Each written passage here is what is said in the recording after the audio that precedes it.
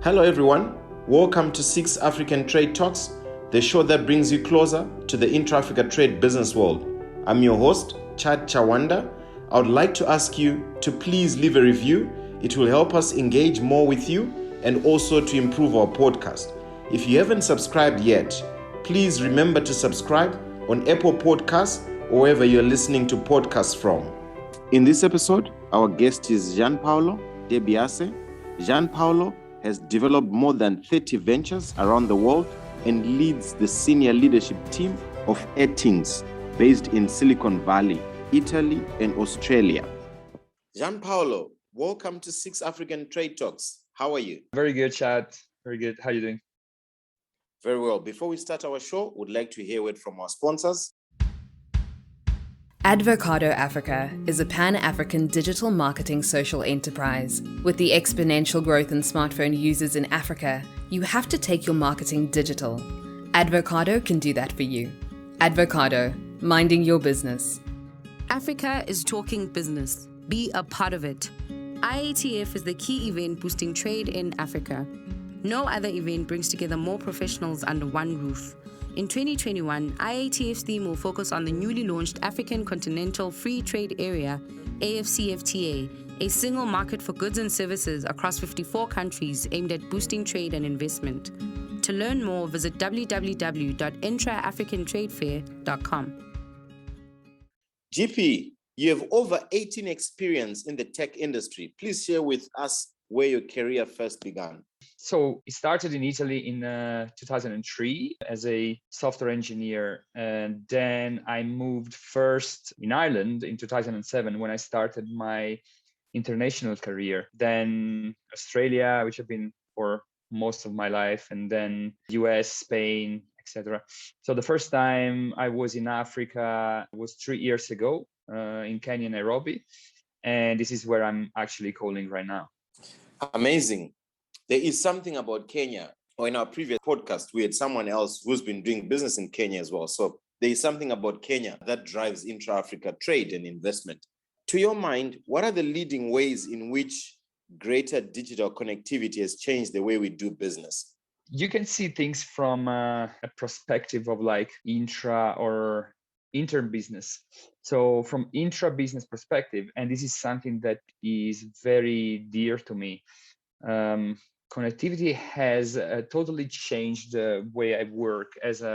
Now my whole team is remote. Operational costs go down. Acquisition of talents become way more seamless because location and commuting are not a problem like all of a sudden. Of course, this interaction become more impersonal, but if you get organized properly, you can overcome issues related to team performance. For business to business perspective, interbusiness, thanks to API interfaces and things like that, businesses can now cooperate in a matter of seconds, where before it was taking weeks or even months for specific tasks. So this automatization is bringing great benefit. And this is happening now on a daily basis in Africa as well in the whole world. So if you consider also the channels, I won't even start with the 5G and what we're able to achieve with that. Now there are things like satellites guaranteeing connectivity in remote areas. And I'm actually very excited about brain-computer interfaces, which is something that I think will change the way humans will interact in the future. And a bunch of amazing people is working on that. So for me, the future looks really bright. Certainly. And there is also a lot of infrastructure, the investment in the technology and internet connectivity space in Africa. So yeah, we believe the future should be bright. We are witnessing a disruption in the fintech space in Africa. What do you believe is the short to medium term impact we will face as society as a result of this trend?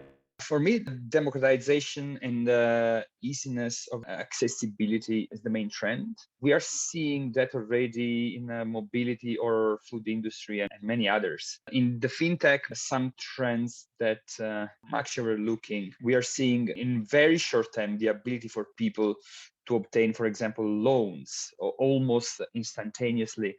Rates are still super high and repayments are at the moment higher than ever. However, there is no credit score for individuals and SMEs at the moment, so they cannot be banked. And there is a massive opportunity out there for whoever cracks it. Another aspect is the InsurTech. InsurTech is quite expanding. I'm seeing a lot of companies replicating great business models from other countries and adapting that to local markets. Neobanking, neobanks are now starting to appear, and they're very solid businesses. And sometimes they target and position in a diverse niche. Another one is wealth management and investment. This is also very big. And in this space, we have launched actual product we are proud of is Ndovu.co in East Africa. That is democratizing investment for East Africans with really, really high returns and very low risks. This is something very exciting. So you'll probably hear more about Ndovu. Interesting. Thank you very much for sharing that. Where can people learn more about Ndovu? You go to Ndovu.co. Ndovu is actually a Swahili word for elephant. Yeah, Ndovu.co. Okay, perfect. Thank you very much. GP, what is the work of Etinx and what gap in the industry did this company first seek to address? So our real focus at Etinx is tech talents. So we really focus on that and trying to scale it and bring tech talents to the next level. Really skilled tech talents have the ability to successfully bring forward a product and really are diamonds to find here in Africa. So we have a mentoring academy for software engineers and tech leaders that want to step to the next level of their career. It's a free cohort, and our mission is to create the next generation of great tech professionals, allowing many companies to really rely on local resources rather than going overseas. So we also have a venture studio where we help African startups and entrepreneurs to build products. So given that we have years of successful stories and having built many startups as technical entrepreneurs globally, we are really trying to help Africans and their startups to really go to the next level as well. So back to your question, yeah, tech talents is skilled, very highly skilled tech talents is our focus. Interesting, especially with where the world is with technology. This is what changed cities like Bengaluru in India. So very interesting to know. Before we continue, would like to hear word from our sponsors. Did you see that billboard? No, I didn't. I was looking at my phone. That's how billboard advertising is now ineffective. If you ever wondered how to employ people with disabilities, then by working with Advocado, you would have just done that. Advocado is a social enterprise focusing on using digital marketing to create employment for people of determination and young women across Africa. Let's do it together. If you want to make a difference, contact us now at www.advocado.africa. What advice on hiring for product build would you offer first-time non-technical founders? That is a very critical point, and thanks for the question.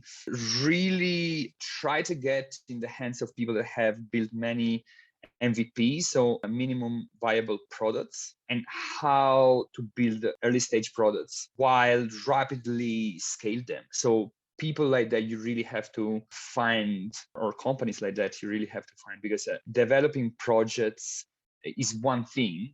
Okay, and many are able to do that, but really creating a lean product with just the one or two features that address the specific market needs is a different sort of talent. And good tech and product people also have strong opinion on how to go about that. And by the way, this is what we really do good at Etinx. You as a non-technical founder have the need to find people with that wide expertise in the startup world. Again, building a product for corporate or enterprise is very different from building a startup. So it's a different process, different flow, team dynamics and structures. and of course, different available resources. And when you're scouting to find either technical or whatever team member, you really have to focus, I think, on your culture and values. You had to really find individuals that really align with those points. Amazing. Thank you very much for sharing. To your mind, what have been the leading drivers of growing investments in African tech startups? Traditionally, what I have been hearing and seeing in the past 3 years were all about the good deals at a decent evaluation. But now I'm seeing that a lot of money is being deployed and the competition to invest is becoming quite high, especially in the fintech space here in Africa. Good startups deals are getting at evaluations that funders did not even dream before, especially when big accelerators, investors, incubators are get involved and backing up these companies. So they might be or not pumped up, but only time will say. For sure, I am sure that there are a few good unicorns out there. So it's very interesting. And also in terms of the technology and how it gets developed within the African context. So there is not much competition at the moment, as in many sectors and areas, there is no established competitor that has won the market yet. So this is another driver that I think is getting a lot of non-African to invest in Africa. And from a point of view of the technology, I see a huge leapfrog, which is a big phenomenon that I've seen in many regions in the world, like you were mentioning before, India. So I'm sure that here in Africa will not be less.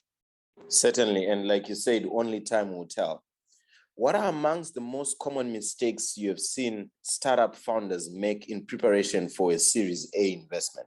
My suggestion to people that approach Series A is try not to dilute yourself too early, because otherwise you will end up regretting if you are starting to be mildly successful. And also, really related to that, ask for what you need to get a decent traction. Really focus on traction and growth. I think that should be, if not your sole objective, it should be your main objective for sure. Certainly, I've read or heard, in the investment circles where one was saying, why do people celebrate raising finance but not making profit? So, I like what you just said. In what ways do you believe the African Continental Free Trade Agreement will impact access to financing opportunities for African founders? So I don't know what the nitty-gritty of the agreements are, but what I've seen in Europe, which somehow is similar to Africa in the sense of, many countries trying to collaborate,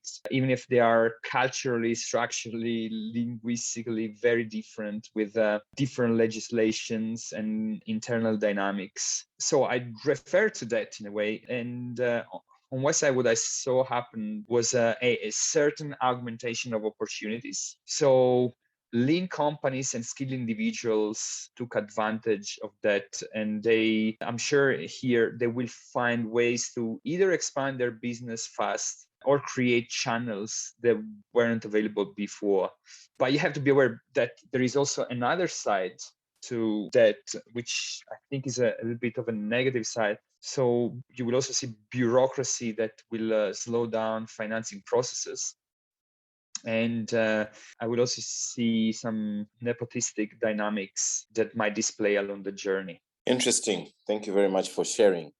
What one aspect about the African continent continues to surprise you?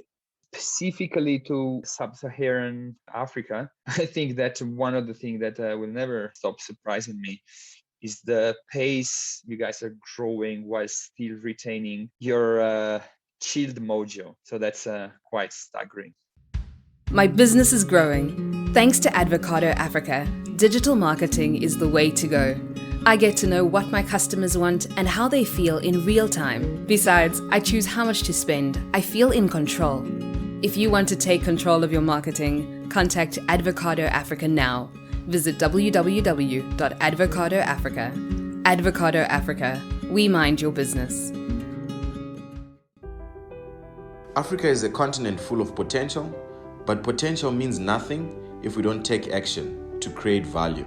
Let us take action. Thank you for listening to this episode. Don't forget to post and share this episode on your social media platforms. It will help us reach our mission of sharing knowledge about intra-Africa trade and making it available to as many people as possible. Let us grow our continent. We can go far, fast, together. If you can please leave a review on our podcast page or on Apple Podcasts. See you next time.